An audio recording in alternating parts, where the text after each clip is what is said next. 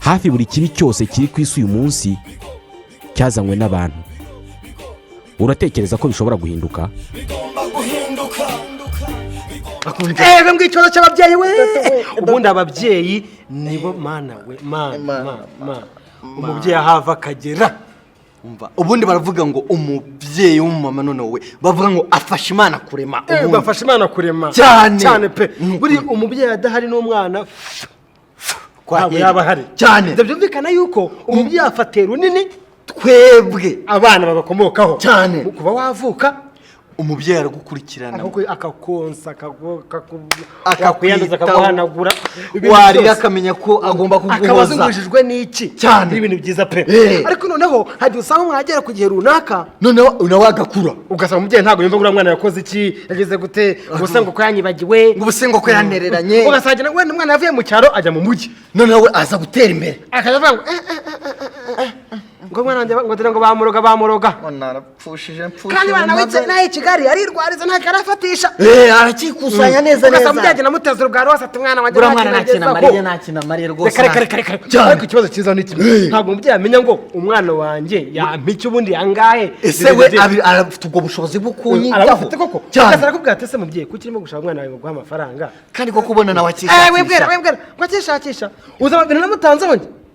umva iri pe ngumerutse kwambara naryambaye kubera iki si imyenda nagiye kujyana nguzaguza kugira ngo abashe kwiga ahubwo se ko nawe ufite inkovu hano ahase sise wankubise turi gupfa ngo kumwishyura amafaranga y'umwana kugira ngo ajye kwiga atanageze Kigali arimo kumva arumva agombye kuba umuntu ukaze ariko ikintu kiza muri kimwe leta ntabwo wenda ifite uwo kuba yavuga ngo irakontorora ibyo bintu cyane ngo vuge imibanire y'abana ndetse n'ababyeyi